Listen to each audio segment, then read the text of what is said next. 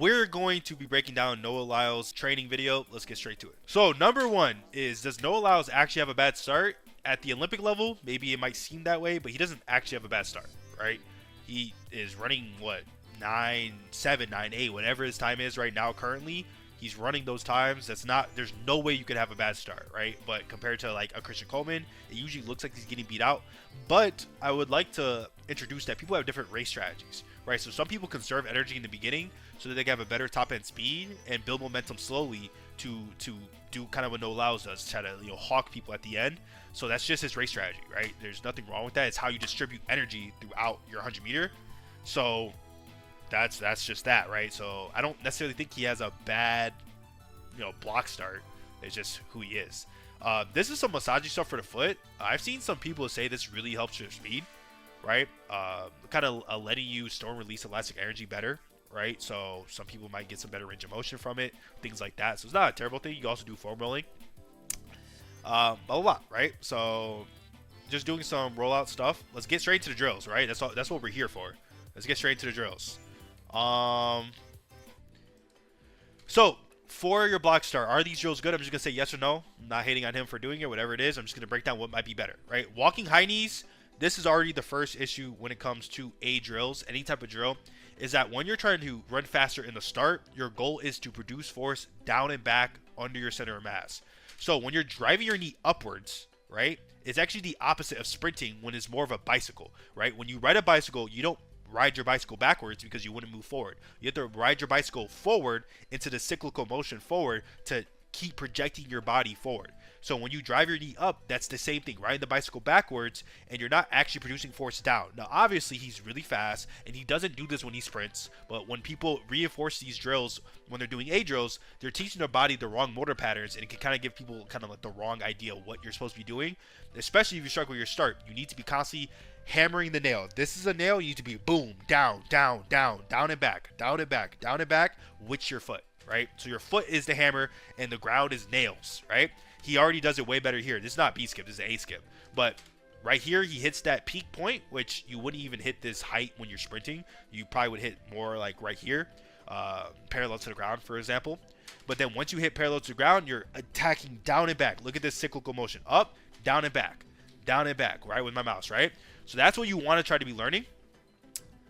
Same with the C skips. None of these really help acceleration necessarily, but it can teach, especially beginner athletes, how to attack your body down and back. And if you want this to help your acceleration, any of these drills, right? If you just want to do what he's doing because he's an Olympian, you just want to listen to him, add resistance, right? Have someone hold a band behind you, especially with high knees. Like high knees aren't terrible, right? Like an A run is what they're called. A runs aren't terrible, but if you add a horizontal resistance, so a band behind your hips, or a sled, right, like 10 to 20% of your body weight, and then teach your body how to project forward and attack down under your center of mass, those drills automatically contribute and transfer way better to your acceleration or your block start, right? Block start is the first like step, and acceleration is everything after that. So short acceleration is the first 5 meters, long acceleration is 5 to 15. So if you hear me say the word acceleration, that's just you building up speed at the beginning.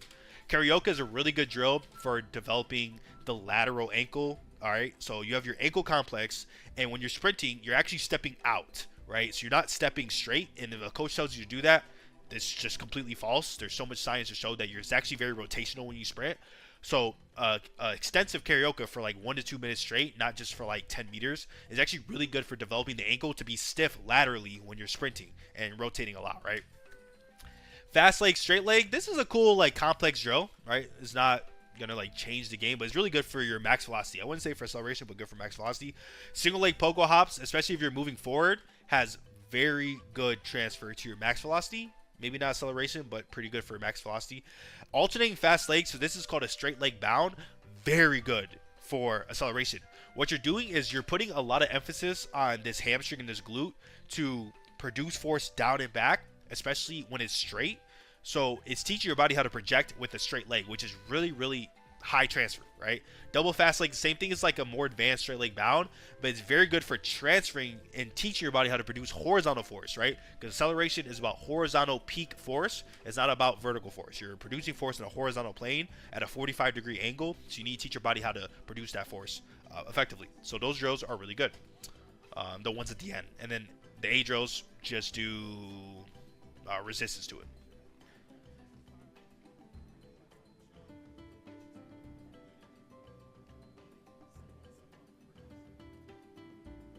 All right, now we got some starts here.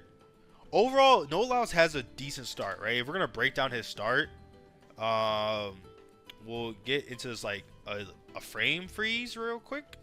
So like right here, he projects straight forward instantly, right? Could he be projected a little bit lower? Yeah, but that's more of a strength thing. He has a lot of strength, so he probably just doesn't practice it. A great way to teach your body how to project forward more is heavy sprints, right? Heavy sled resistant sprints. And then he toe drags. You don't need a toe drag. You could just have a low heel recovery, but not super low where you're toe dragging. But either way, it does the trick, and then he just kind of pushes. He has a very long ground contact time compared to like a Christian Coleman. It's because he's trying to, like I said earlier in the video, distribute his energy differently. He's trying to build more momentum up by pushing for long periods of time. So that way, towards the end of the video or towards the end of the race, he's way faster, right?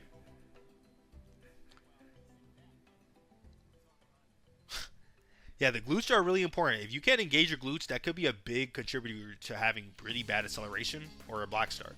So if you think you're really bad at the glute, here's a quick little tip too. If you struggle with your first 5 yards, right? So 0 to 5, like the block start pause position to 5, then you are probably weak isometrically, right? Especially in the glute. And then if you struggle from 5 to 10 yards, you're probably weak eccentrically, right? So eccentrics are like your lowering phase or lowering phase of your plyometrics. So that could be stuff like def jumps or drop jumps that can make a huge difference in that. And then if you're weak from 10 to 20, that's probably a concentric force thing. So you need to improve your concentric ballistic force, which is, you know, broad jumps, resisted sprints, lifting, stuff like that, right? So that's just a quick, like, you know, jot down note. If I put up something, you take a screenshot type of thing, right? So he's doing some block starts. I know we're here for the exercises, right? So let's check out his block start. Let's do a quick block start analysis, right? So when you're in the set position, he actually has a really good set position right here, or start position. So when you're in start position, you want knee at your elbow, right? So knee aligned with the elbow, so pretty much aligned with the hands in a sense. And then you want this back leg to either be straight down from the hip, right? So if this is the hip or the glute, you want this knee to be as straight down as possible or a little bit in front. So how he has it is perfect. And then you want this Achilles tendon. So where my mouse is, the Achilles. So this is the calf. This is the Achilles tendon. You want it to be loaded.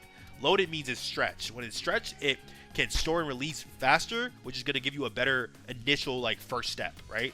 So then once he hits that, hopefully we'll see him in a set position in a couple seconds. Again, a couple seconds. I'll show you what you want here.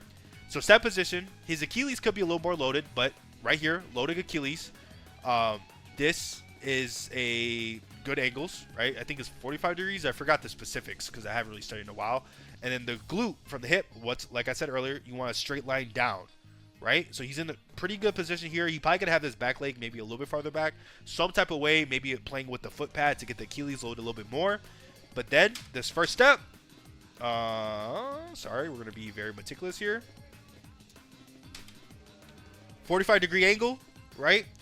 Low heel recovery. We need to avoid the toe drag. There's no reason to toe drag ever. But other than that, it's a great, you know, he runs 9 seconds. It doesn't matter. He's still really fast. Great shin drop, right? You want a shin drop, so you want this shin from vertical to drop and get steep. So steep means horizontal. So you want it to be as straight of a line horizontally, like I'm doing with my mouse right here, as possible, which he does. That'll give you a better 45-degree angle to push horizontally and help you run fast. So overall, pretty good. The only gripe with his thing is that he's forcing low heel recovery. And if you don't have low heel recovery, don't do it. Because when you force low heel recovery, right, if you're not naturally, you know, projecting at angles that naturally let you get low heel recovery, it's going to pop your body vertical, right? And when you pop your body vertical, you're not actually pushing or having a good acceleration phase, right? So don't force heel recovery, right? Let your heel recovery be natural. If it's high, it's high. Whatever, right? The difference is a couple milliseconds. But if you force low heel recovery, then you're just going to be vertical, right? He's doing it honestly fine, but some people kind of overthink that. I just, it's like, look at this is a perfect angle, right? Hip straight down, knee at the hand, right? Neck is tucked in. You want your neck to be tucked in. and then you want to be relaxed at the trap area. And then at the set position, knee is straight down from the hip, so almost a straight line, just a little bit farther back. Achilles is loaded, and then, oh my god, he's so freaking fast, I can't get the first step. But either way, triple extension, and then shin drop, 45-degree angle. He keeps freaking toe dragging, but it's okay, right? Perfect block start. Nothing wrong with this block start. His block start is actually really good, right? You can be very, very specific with the details, but that starts making you overthink, right? Let's see, what was he talking about here? This is a decent cue.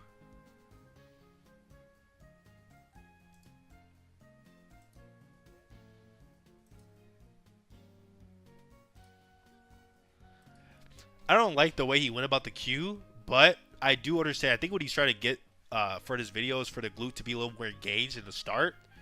Try to kind of get him to lean forward. That's okay. At the end of the day, it's just about comfort, right? You're going to be fast if you're comfortable. And if you don't feel comfortable doing these type of drills, then just don't. That's all that matters, right? If you're comfortable and your legs are loaded correctly, like the Achilles head is loaded, everything, that's all that really matters, right? So, like, you can lean forward if you want. You can lean back if you want. There's so many little details. But at the end of the day, if you're not comfortable, you're not going to run fast, right? And if you pop up out the blocks vertically, like if you pop up and you stand up out the blocks, you're not going to run fast, right? You're just not. So it's all about comfort at the end of the day, in my opinion. Some coaches don't agree with that, and they want a model, right? Like a scientific model that fits all the perfect angles. Yeah, that's interesting, right? Like, I think the coach is great, and you want to push your D forward, right? If you, like, some people, in my opinion, I would only do drive and just keep cycling. Some people think that you need to attack the ground and then drive the knee forward and then attack back, right? Kind of like a rowing motion where you're like, or a boxer punch, where you're like rowing back, punch, type of thing. It depends, right? It all depends on you. But like Noah Lyles said, if that's just what you like, then just stick to what you like, right? If you like to push longer, it's his race model, right? So we don't need to forcefully fit models to sprint faster. We just do what's comfortable, right? Because he made that small change, and how did it feel is important, right? Like, did it feel well, whatever, but like, is that going to mess up the rest of your race because you got like 0.03 seconds faster in the first 3 yards? I don't know. When it comes to training and improving your technique, it's always function first. So you need to have the lower limb complex, the strength, the mobility to do the things and hit the position you need to hit, and then it's comfort, right? And exploring positions subconsciously, right? So a lot of old school teaching methods is, let me tell you what you need to do, tell you to feel this, tell you to feel that. That stuff is cool until you start running slower, right? Because you cannot sprint at 99 to 100% of your max sprint speed when you're thinking consciously. You have to be a clear mind. So the biggest takeaway I can give you is, if you're trying to improve your technique, do drills that are going to put you in the positions to feel the technique that you want. Don't try to tell yourself or listen to other coaches tell you all these positions and small little micro details that don't really make a big difference, but could fuck you up long term because you're overthinking and you're messing up your natural race strategy. All right. If you like this video, this YouTube will tell you to watch this